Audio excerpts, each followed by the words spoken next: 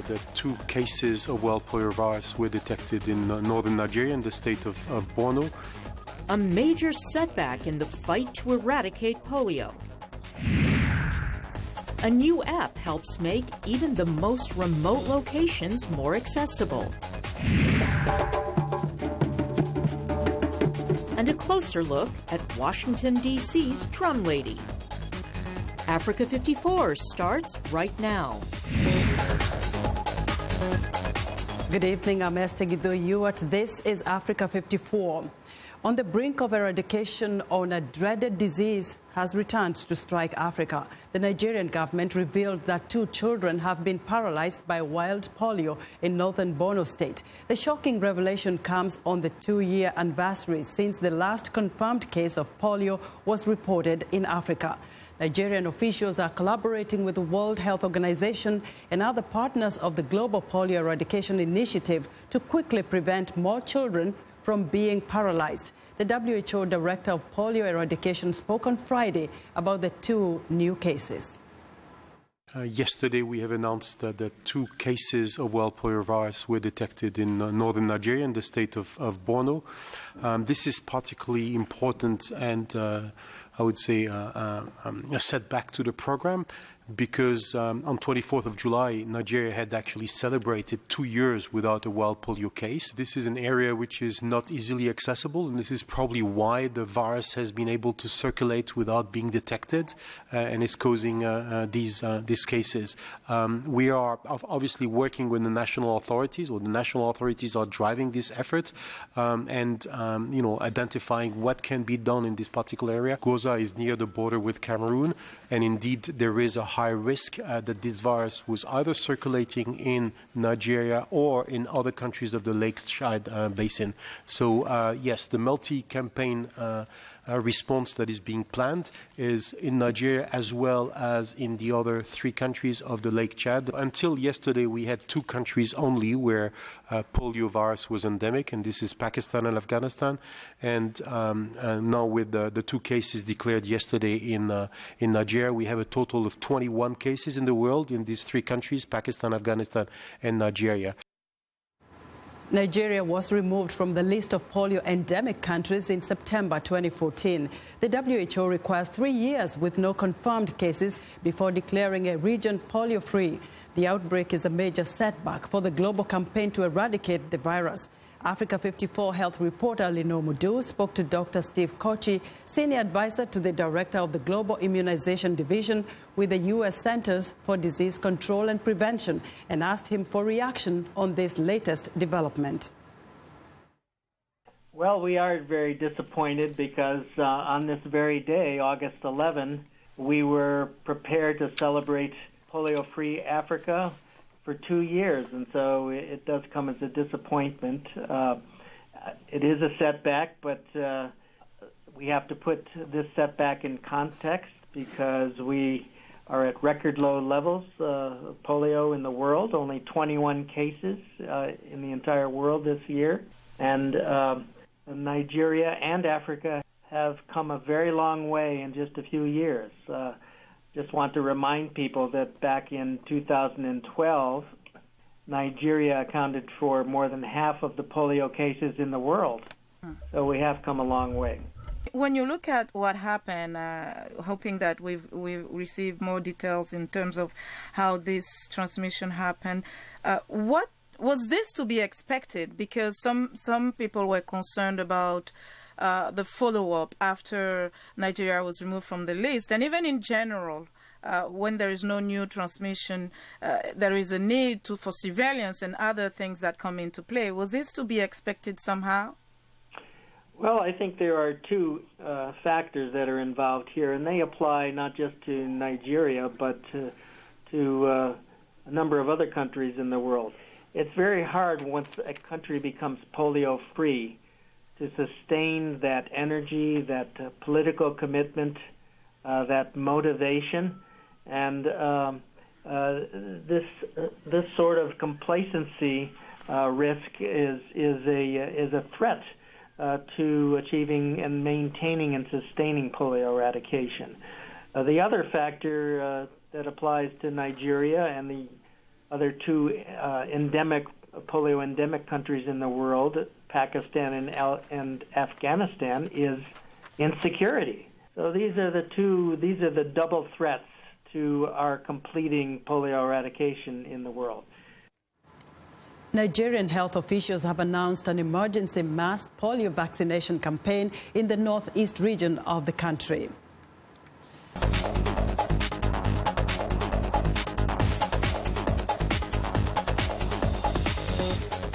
In business news, for the first time since 1999, all three major U.S. stock averages hit an all-time closings high. With more on an update on what economic headlines in Africa, here's Africa 54's business correspondent Jill Malandrino reporting from the NASDAQ in New York. Good evening from the NASDAQ market site in Times Square. U.S. stocks open relatively flat across the board. We can see all three major averages just down 0.1%. Now, this follows another record-breaking day on Wall Street this Thursday. Historically, August is the roughest month of the year for stocks, but not in 2016, as the S&P 500, NASDAQ, and Dow Jones all closed at all-time highs together. This is the first time that has happened since December 31st, 1999. Turning to what made news on the continent this week, South Africa has regained its position as Africa's largest economy in dollar terms after hovering between second and third place. The change comes as the rand gained over 16% against the dollar since the start of this year, while Nigeria's naira lost over a third of its value following the Central Bank of Nigeria's removal of the currency's peg in June, according to Bloomberg. Now, Côte d'Ivoire is seeing an improvement with the cocoa-growing regions, and this is really important for their economy. Weather in July and August is crucial to determining the size of the October to March cocoa main crop, with trees requiring a delicate mixture of sun and rain to thrive. Back now to Nigeria. The largest electricity companies will shut down power supplies unless the government pays long-standing bills it owes them and improves its gas supplies. If the companies make good their threat, most industries and residential homes will be in darkness. This is an issue that the country has had since 2013. This is except for those that rely on expensive diesel generators.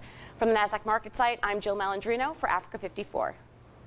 We want to know what you think about Africa 54 and the stories we cover. Join the conversation on Facebook. The address is Africa 54. And check out our headlines 24/7 on voaafrica.com. Coming up, could a smartphone app revolutionize the way you think of an address? Stay with us.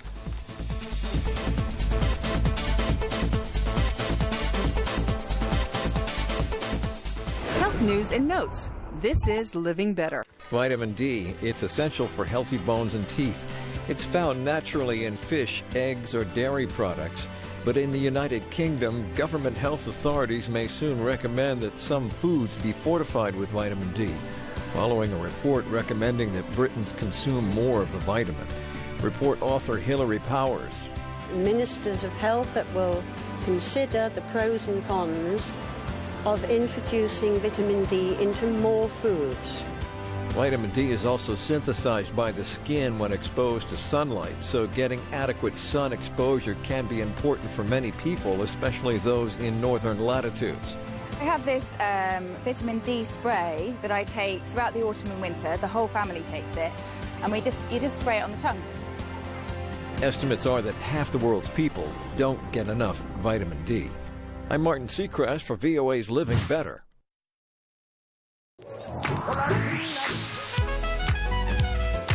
I wanted to present music and a side of American culture that is most important to me, that is a part of who I am. They're going to get some incredible performances.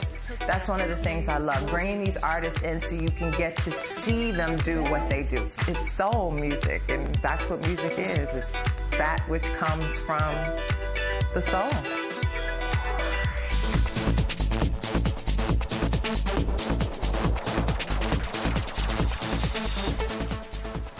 Lesotho is an impoverished nation in southern Africa that continues to pin its hopes on the America's renewal of the country's eligibility for the Africa Growth and Opportunity Act, or AGOA.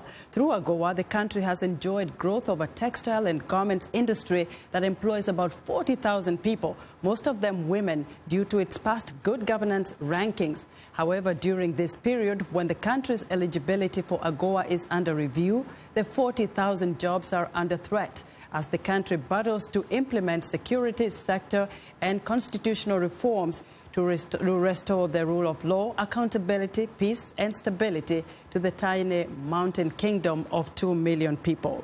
For more perspective on the subject, I'm joined in the studio by Bile Ntaote, a Mandela Washington Fellow and a journalist from Lesotho. Bile, welcome to Africa 54. Thank you, Esther. This is huge, and I'm wondering what kind of impact the general population in Lesotho would have if Lesotho loses the eligibility to AGOA. First of all, Esther, the industry in the textiles and garments in Lesotho, through this access to U.S. markets duty-free, has grown to the extent that you find the 40,000 women are able to feed around 120,000 of their family members from what they make from these textile factories. On the other hand, there is the multiplier effect of the industry. You find that taxi industry in Lesotho depends mostly on the workers who go daily to these factories. You have the small, micro and medium enterprises that are dependent on these workers. You have, of course, the government taking something as a tax. Mm-hmm. So it is going to be a huge loss if the country was to lose this. Hopefully. There is a huge dependence. Yeah, but then again, what is actually being done on the ground to restore the rule of law, accountability, transparency? Because we hear there is a lot of corruption and things are not what they used to be a few years ago. Lesotho has been moving backwards, from what it used to be. But what Lesotho are doing now, we have a coalition or an alliance of non-state actors made up of unions, business community, civil society organizations, trying to mount pressure on the government to try to have the government open up the space for a discussion of these issues, especially as we walk towards the constitutional reforms and security sector reforms. So there is that pressure being mounted by civil society. In recent months, they actually submitted a petition. That was sometime in May. They submitted a petition to the Prime Minister. They're still waiting for a more meaningful response, that is engagement of the civil society in this reforms process. Also, there's been lobbying of the U.S. Embassy in Maseru to try talk to the U.S. officials there about the relevance and how important our eligibility as a country to AGOA is. So what exactly needs to be done to make sure that Lesotho remains eligible to AGOA membership? Well, what we need to do, particularly on the part of government, is that Lesotho's government has got to be accountable, first of all. There has to be rule of law in the country, and of course, respect for human rights. And those are key. And again, maybe tell us just very briefly, what is Lesotho's main foreign exchange earner? For now, water remains a foreign exchange earner. Water? Because of a bilateral agreement between Lesotho and South Africa that has seen a multi-million project being constructed in the highlands of Lesotho. Thank you so much, Bile. Bile Ntaote is a Lesotho journalist and a Mandela Washington Fellow talking to us here in Africa 54. Welcome back again to Africa 54. We'll take you back to the trending, and I'm trying to see where we are exactly. All right. I don't see anything. An innovative addressing system that assigns every patch of Earth in the world an easy-to-remember three-word address is being used to help visitors get around the Olympics in Rio de Janeiro. London-based company What 3 Words has divided the world up into 57 trillion 3x3 meter squares, each with their own unique three-word address. In developing countries where address systems are often erratic and inconsistent, What 3 Words could be vital for delivering aid such as medicine to an exact location. It could also offer a solution to countless people around the world without a registered address. Still on what's trending, a Kurdish inventor in Turkey has solved a problem many of us face while using our phones in public: how to protect what we're looking at from prying eyes. The secrecy screen for iPhones enables only the user to view what is on the screen thanks to a special chip in a pair of sunglasses. The inventor says making the screen costs him just $4, but that an updated version that is adaptable to different glasses might cost as much as $10 to make. He hopes to go on to sell the product once he has secured a copyright. And finally, an animation-inspired robot has come to life. Cosmo is a palm-sized microbot armed with sensors, models, and visual capabilities. It is controlled using a smartphone. Cosmo is not the first smartphone-controlled robotic toy. Similar products are available that can teach kids to code or just play games and perform tricks. The robot's personality is driven by artificial intelligence as he learns to recognize familiar faces and play games such as Quick Tap. When he loses a game, he throws his building blocks in a tantrum. And when he wins, he likes to show off. And that's what's trending. And it's time now for a short break, still to come on Africa 54. The percussion passions of DC's drum lady. We'll be right back.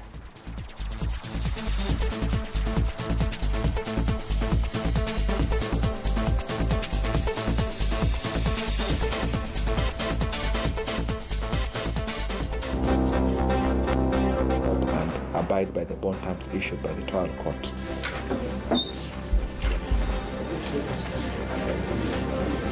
Requiring information of their loved ones. In the state of Borno, this is particularly important and I would say a setback to the program.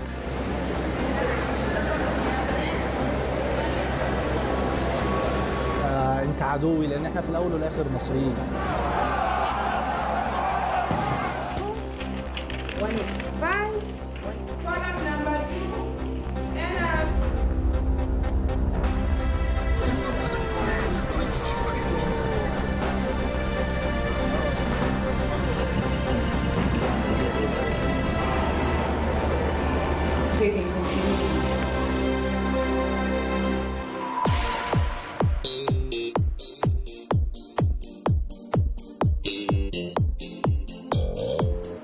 It is Friday, and in our Music Maker segment, we have in our studio the amazing Kristen Arant. She is a percussionist, vocalist, teacher, and organizer, living and working here in Washington, D.C. area.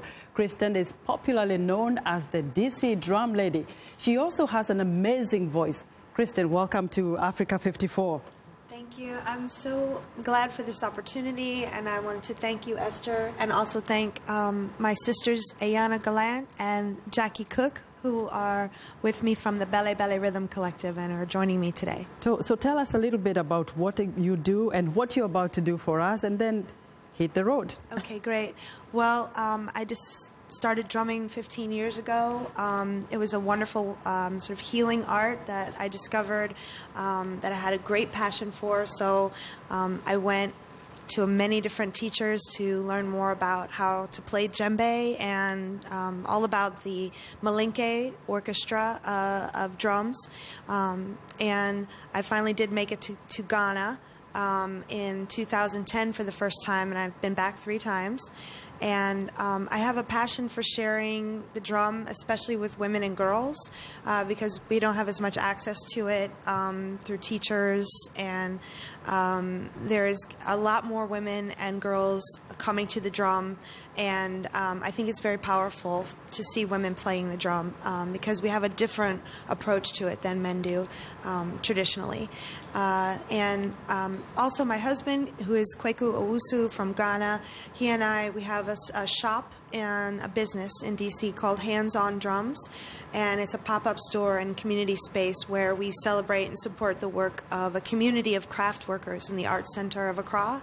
And so we sell their wares at the store, but we also have a space for people from the community to come in and experience hands-on drumming and arts-related activities for community empowerment. So can we hear a little bit of that? And you're singing as well? Yes, we're going to do a piece that we call Wednesday Born, which we named after Kweku, my husband, because he and I helped create the piece together. And the song is in Nigerian Yoruba. We're going to sing. I learned it from Falabi Olabaju, my friend, and it means nothing created by God can ever be destroyed. Right.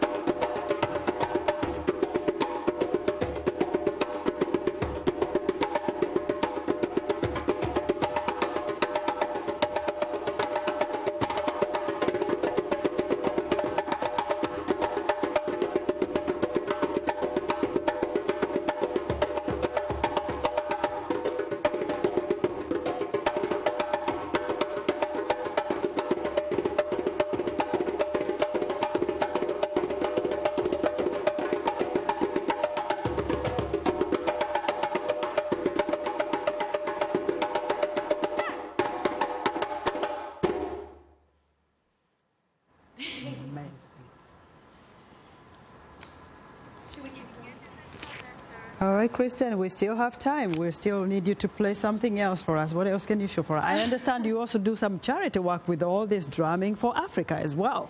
Well, when I went to Ghana for the first time, I saw the work that my husband Kwaku was doing there, which is basically taking the children who live on the street in Accra and giving them meaningful work by teaching them how to build drums and drum and dance and basically reuniting them with their traditional art forms.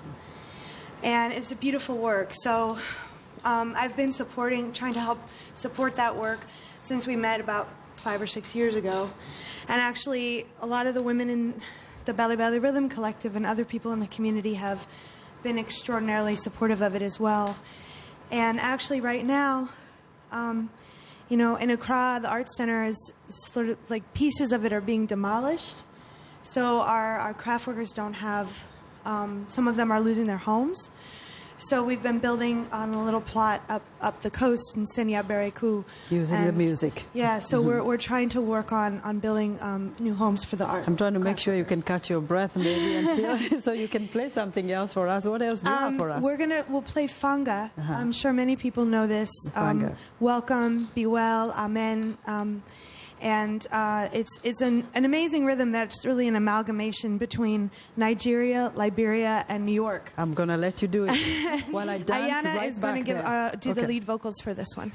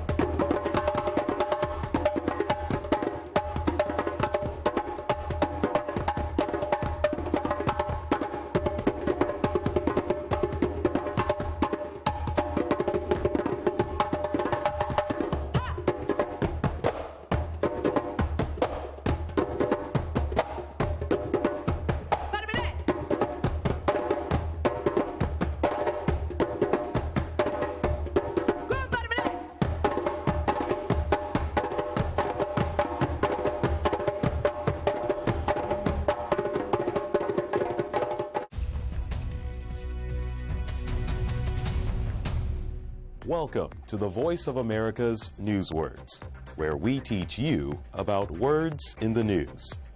Today's word deals with an election in Afghanistan. Fraud.